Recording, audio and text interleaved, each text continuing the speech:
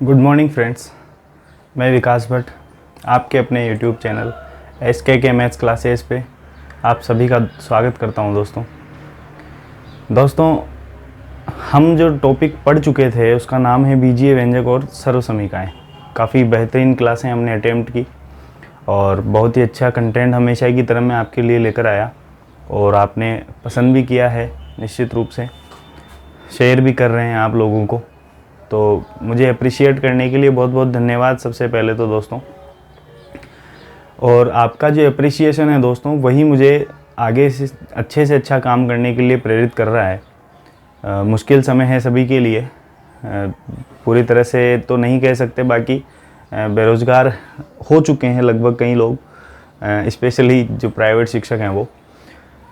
तो इस समय में ऑनलाइन क्लासेस लेना काफ़ी स्ट्रगल भरा भी है और एक नई चीज़ भी है, ताकि आपको और हम जैसे टीचर्स को नई चीज़ें सीखने को मिले। एक प्लेटफॉर्म हमें मिला है ऑनलाइन, जिससे हम ज़्यादा से ज़्यादा लोगों को पढ़ा सकते हैं, अपनी नॉलेज दे सकते हैं।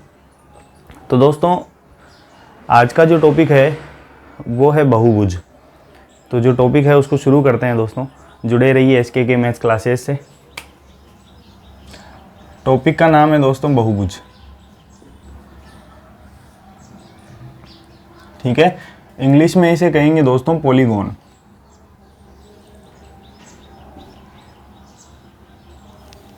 इंग्लिश में इसे पॉलीगॉन कहा जाएगा दोस्तों।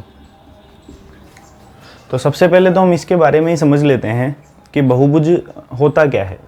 नाम सामने हमें दिख रहा है बहुभुज, इससे हम समझे क्या। तो क्या समझ सकते हैं दोस्तों, कोशिश कीजिएगा समझने की। बहुभुज जो है दोस्तों, इसका अंग्रेजी मीनिंग है पॉलीगॉन, ठीक है। तो ये जो शब्द है दोस्तों, ये ग्रीक भाषा के शब्द से बना है। किससे बना है? ग्रीक भाषा के शब्द से। और ग्रीक भाषा के दो शब्दों से ये मिलके बना है। एक शब्द तो है दोस्तों पोली और दूसरा शब्द है दोस्तों गोनिया, ठीक है। मतलब क्या है इन दोनों शब्दों का? पोली का मतलब तो होता है दोस्तों बहुत, जैसे आप पढ़ते भी हैं बहुलक के बारे में, पॉलीमर उसको बोलते हैं। तो बहुलक में क्या होता है बहुत सारी इकाइयाँ होती है। यहाँ भी पोली का मतलब बहुत ही है। और गोनिया से क्या मतलब है दोस्तों? गोनिया से मतलब है कोण, ठीक है। गोनिया से क्या मतलब है? कोण। तो यहाँ मतलब क्या हुआ इस पूरे शब्द का? पॉलीगॉन मतलब क्या हो गया? जिसमें बहुत सारे कोण हो। तो उसे क्या कहा जाएगा दोस्तों? पॉलीगॉन कहा जाएगा, यानी बहुभुज कहा जाएगा। एक तरीका तो ये है जो ग्रीक भाषा के शब्द के हिसाब से या उसके इंग्लिश मीनिंग के हिसाब से निकाला गया है। दूसरा जो तरीका क्या है दोस्तों, इसका अर्थ समझने के लिए इसके हिंदी मीनिंग को देखा गया। तो हिंदी मीनिंग क्या है दोस्तों? बहुभुज है। तो बहुभुज के अगर टुकड़े किए जाएं तो दो प्रकार के शब्द हमें मिलेंगे, एक तो बहु मिल जाएगा और एक भुज मिल जाएगा, ठीक है दोस्तों। बहु का मतलब क्या होता है? बहु का मतलब होता है बहुत सारे, या बहुत मैं कह सकता हूँ, ठीक है। और भुज का मतलब है भुजाएं, ठीक है। भुज का मतलब क्या है दोस्तों? भुजाएं। तो इसका सीधा सा मतलब क्या हो गया? इसका सीधा सा मतलब हो गया कि बहुभुज क्या चीज़ है दोस्तों? बहुत सारी भुजाओं से मिलकर बनने वाली आकृति।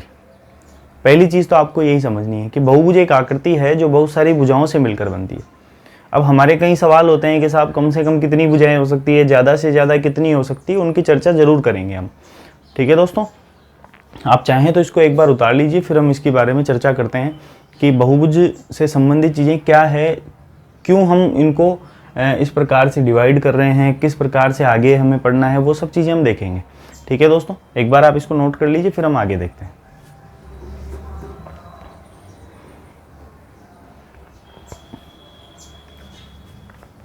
ठीक है दोस्तों, तो आपने इसको नोट कर लिया होगा, हम आगे देख लेते हैं।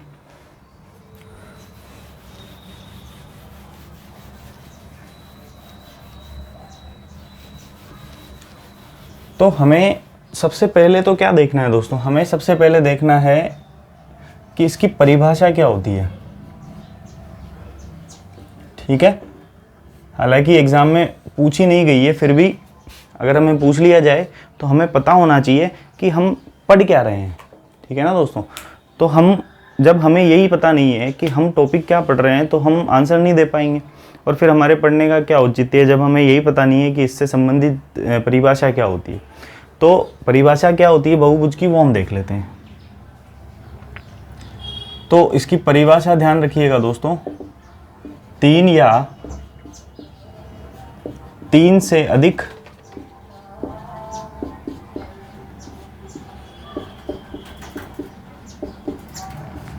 भुजाओं से घिरी बंद आकृति। एक चीज ध्यान रखिएगा दोस्तों, आकृति कैसी होनी चाहिए, बंद होनी चाहिए। ठीक है, याद रखिएगा आकृति कैसी होनी चाहिए दोस्तों, बंद होनी चाहिए। तो 3 या 3 से अधिक भुजाओं से घिरी बंद आकृति बहुभुज कहलाती है।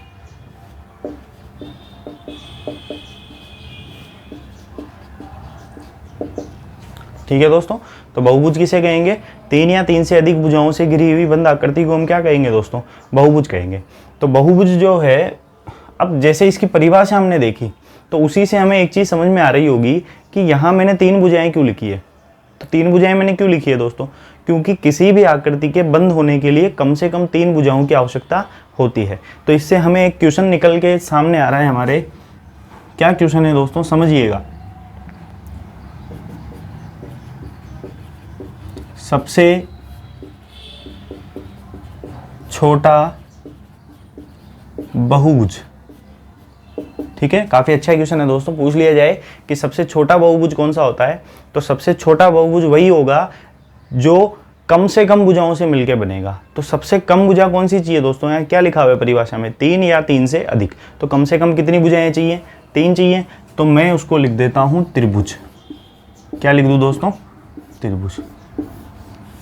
ठीक है, तो सबसे छोटा बहुभुज क्या होता है, त्रिभुज होता है। तो काफी इंपॉर्टेंट क्वेश्चन है, अगर पूछ लिया जाए एग्जाम में तो आपको आना चाहिए। आगे हम देखते हैं दोस्तों, इसी प्रकार से अगर 4 भुजाएं हो तो उसे क्या कहा जाएगा दोस्तों, चतुर्भुज कहा जाएगा। 5 भुजाएं हो तो उसे क्या कहा जाएगा दोस्तों, पंचभुज कहा जाएगा। 6 भुजाएं हो तो षटभुज कहा जाएगा, और 7 भुजाएं हो तो सप्तभुज कहा जाएगा। 8 भुजाएं हो तो अष्टभुज कहा जाएगा। इस प्रकार से आगे उसको लिखा जा सकता है। बेसिकली अष्टभुज तक ही आपने पढ़े होंगे क्लासों में, छोटी क्लासों में, या जो जिस भी क्लास में इनसे संबंधित टॉपिक हैं तो वहाँ आपने अष्टभुज तक ही पढ़ा होगा। नवभुज ये सब हम 10 भुज वगैरह जो क्वेश्चन है ये बहुत कम देखने को मिलते हैं। बाकी अष्टभुज तक के क्वेश्चन जरूर देखने को आपको मिलेंगे। तो आपको ये समझ में आई होगी कि परिभाषा क्या होती है बहुभुज की, और सबसे छोटा बहुभुज कौन सा होता है। तो सबसे छोटा बहुभुज कौन सा होता है दोस्तों, त्रिभुज होता है। ठीक है, आप इसको नोट कर लीजिए, फिर हम आगे की चर्चा करते हैं दोस्तों।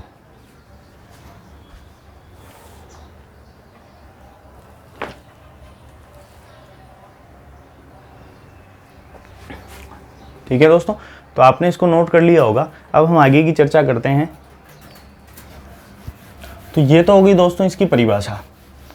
अब हमें ये तो समझ में आ चुका है कि बहुभुज कहते किसको हैं। अब हमें क्या समझना है दोस्तों, हमें ये समझना है कि बहुभुज के प्रकार कितने होते हैं। तो बहुभुज के प्रकार हम देख लेते हैं दोस्तों।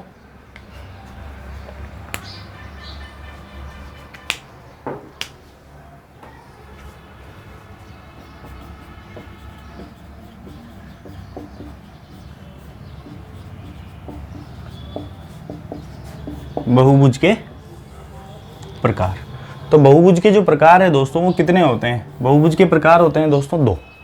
कितने प्रकार होंगे, 2 प्रकार होंगे। अब ये 2 प्रकार कौन कौन से हैं वो हम देख लेते हैं। ठीक है, पहला जो प्रकार है दोस्तों वो है उत्तल बहुभुज।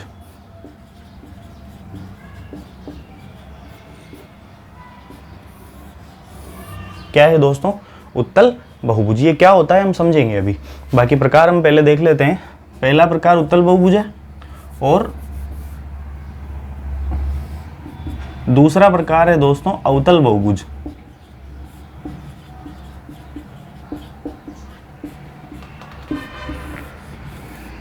क्या है दूसरा प्रकार दोस्तों, अवतल बहुभुज। अब हम आगे देखते हैं कि ये क्या होते हैं, उत्तल बहुभुज क्या है और अवतल बहुभुज क्या है।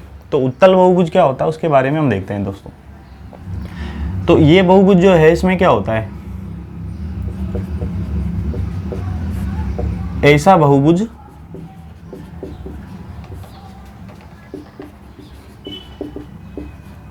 जिसका, ऐसा बहुभुज जिसका प्रत्येक कोण 180 डिग्री से कम हो।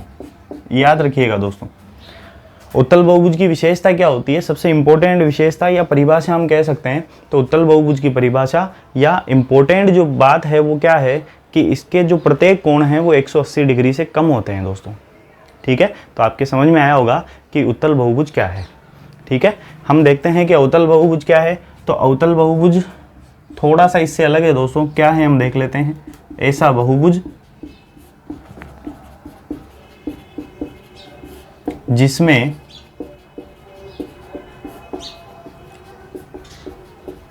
कम से कम एक कोण 180 डिग्री से ज्यादा हो। किससे ज्यादा हो दोस्तों, 180 डिग्री से ज्यादा हो। तो काफी सिंपल सी परिभाषा है, परिभाषा से ही हमें क्वेश्चन पूछा जा सकता है। क्या पूछा जा सकता है कि बहुभुज के उस प्रकार का नाम बताइए जिसमें 180 डिग्री से कम के कोण होते हैं सारे। इस प्रकार का क्वेश्चन हमसे पूछा जा सकता है, या हमसे पूछा जा सकता है कि उस बहुभुज को हम क्या कहेंगे जिसका कम से कम एक कोण 180 डिग्री से ज़्यादा हो। तो हमें पता है क्या कहेंगे, अवतल बहुभुज कहेंगे, और पिछले वाले को उत्तल बहुभुज कहेंगे। तो परिभाषाओं से भी क्वेश्चन पूछे जा सकते हैं दोस्तों। तो आपको इस चीज़ का जरूर ध्यान रखना है कि हमें परिभाषा के अनुसार आंसर क्या देना है। परिभाषा याद है तो बिल्कुल नॉर्मल है हमारे लिए। ठीक है, तो ये होते हैं उत्तल बहुभुज और अवतल बहुभुज, जो कि किसके प्रकार है दोस्तों, बहुभुज के प्रकार हैं। यानी हमसे पूछ लिया जाए कि बहुभुज कितने प्रकार के होते हैं, तो हमें जवाब क्या देना है दोस्तों, 2 प्रकार के बहुभुज होते हैं। ठीक है, और एक चीज और याद रखिएगा, अवतल जो बहुभुज है इसी का एक पार्ट होता है समबहुभुज। ये ध्यान रखिएगा दोस्तों, ये किसका पार्ट है, उत्तल बहुभुज का ही पार्ट है क्या, समबहुभुज। समबहुभुज क्या होता है वो मैं बता देता हूं आपको। ऐसा बहुभुज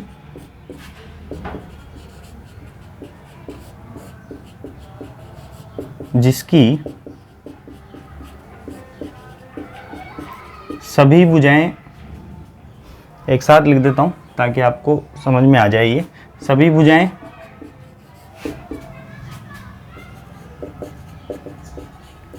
सभी अंतःकोण सभी बाह्य कोण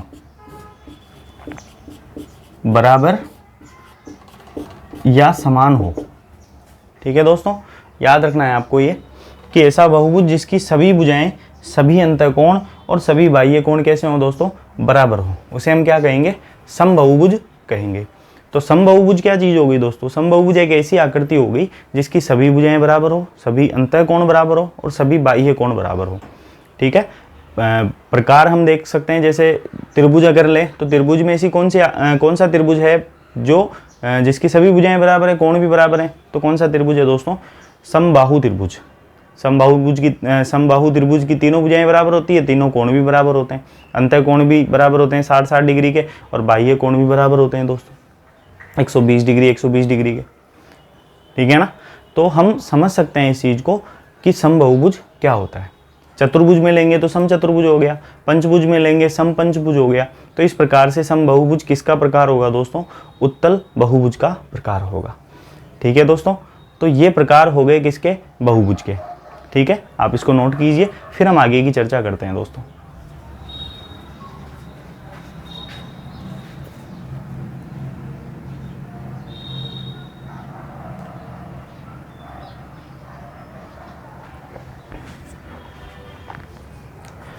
तो आपने नोट कर लिया होगा दोस्तों इनको।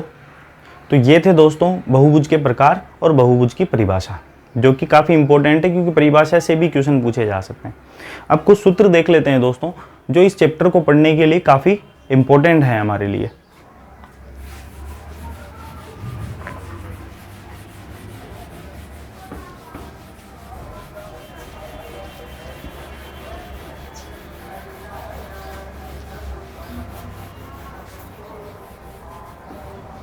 ध्यान दीजिएगा दोस्तों,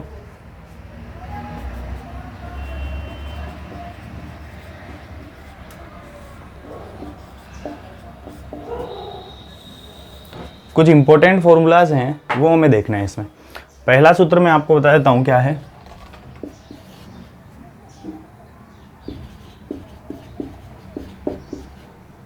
बहुभुज के अंतः कोणों का योग। तो बहुभुज के अंतः कोणों का योग क्या होता है? अगर इस प्रकार का कोई क्वेश्चन आता है तो हमें ये सूत्र काम में लेना है। क्या सूत्र है दोस्तों? n-2 into 180 degree. ठीक है, क्या सूत्र काम में लेना है? n-2 into 180 degree. अगर हमें सीधा ही पूछ लिया जाए कि बहुभुज के सभी अंतः कोणों का योग कितना होता है, निम्न सूत्रों में से कौन सा सही है, तो आपको कौन सा सूत्र सही लिखना है दोस्तों? n-2 into 180 degree. ठीक है, बाकी इससे संबंधित क्वेश्चन पूछे जाते हैं तो आप ये सूत्र काम में ले सकते हैं। एक चीज़ यहाँ आपको डाउटफुल लग रही होगी कि यहाँ n क्या चीज़ है, तो मैं बता देता हूँ आपको। n बराबर है भुजाओं की संख्या। बहुभुज में जितनी भुजाएं हैं वो उसकी n की वैल्यू है दोस्तों। ठीक है, अब आपका डाउट क्लियर हो गया होगा कि n क्या चीज़ है। ठीक है, आगे हम ध्यान देते हैं दोस्तों, ये बहुभुज के अंतः कोणों का योग है दोस्तों। तो ध्यान दीजिएगा दोस्तों, तो हम बात कर रहे थे बहुभुज के अंतः कोणों के योग की। तो बहुभुज के अंतः कोणों का योग ये हो जाएगा, और n क्या चीज़ है? यहाँ भुजाओं की संख्या है। दूसरा सूत्र क्या है दोस्तों? दूसरा सूत्र है बहुभुज के प्रत्येक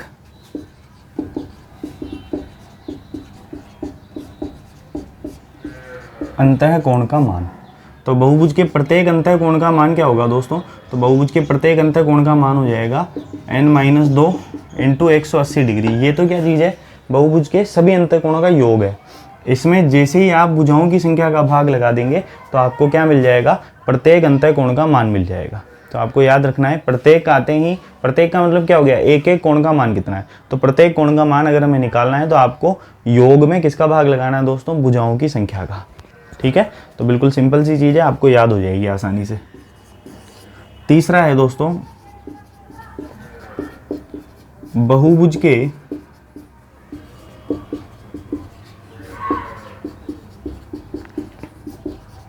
बाह्य कोणों का योग। ठीक है, तो बहुभुज के बाह्य कोणों का योग कितना होता है दोस्तों? 360 होता है। ये यहाँ अपने को सूत्र की जरूरत नहीं है, यहाँ हम डायरेक्ट याद रख सकते हैं कि किसी भी प्रकार का बहुभुज हो उसके बाह्य कोणों का योग कितना होता है? 360 डिग्री। मैं समझा देता हूँ, क्लियर कर देता हूँ। जैसे मान लीजिए हमसे पूछा गया कि त्रिभुज के बाह्य कोणों का योग कितना है? 360 डिग्री।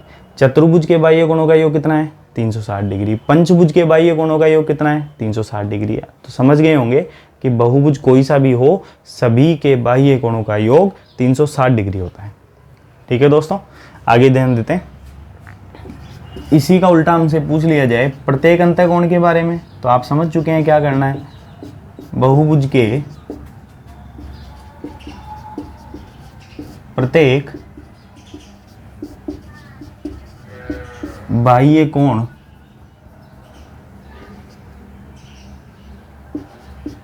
ठीक है, ये सही नहीं दिख रहा होगा आपको, मैं सही कर देता हूँ। बाह्य कोण का मान क्या है दोस्तों? बहुभुज के प्रत्येक बाह्य कोण का मान। तो प्रत्येक आते ही क्या करना है आपको? टोटल में किसका भाग लगा देना है? n का, भुजाओं की संख्या का। तो हमने भुजाओं की संख्या का जैसे ही भाग लगाया तो हमें क्या मिल गया दोस्तों? प्रत्येक कोण का मान मिल गया। ठीक है, आगे ध्यान देते हैं। और ये सारे सूत्र इंपॉर्टेंट है दोस्तों। अगर ये पांच सूत्र आप याद कर लीजिए, इसके याद करने से आपका बहुभुज का टॉपिक बिल्कुल क्लियर हो जाएगा। क्योंकि इस बहुभुज के टॉपिक के अंदर ज़्यादा विशेष कुछ नहीं है दोस्तों, काफ़ी इजी क्वेश्चन आएंगे, लेकिन आपको ये सूत्र याद होने बहुत ज़रूरी है। ठीक है, तो लास्ट सूत्र की हम बात कर लेते हैं। क्या सूत्र है? बहुभुज के या किसी बहुभुज के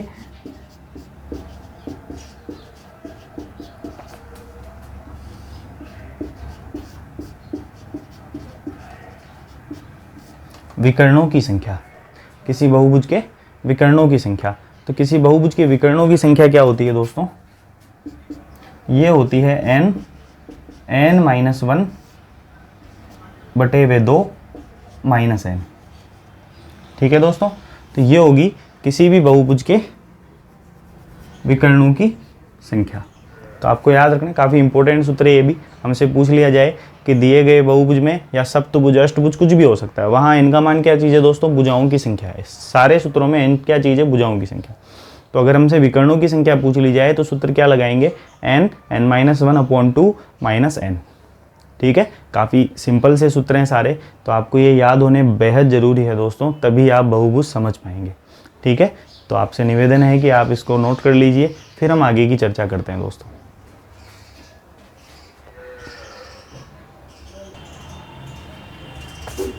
तो आपने ये सब नोट कर लिया होगा दोस्तों।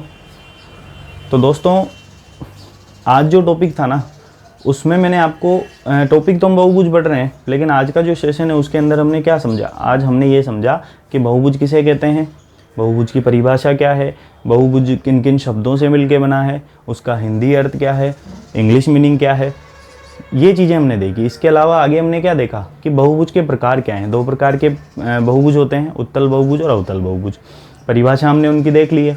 उत्तल बहुभुज का ही एक प्रकार है समबहुभुज।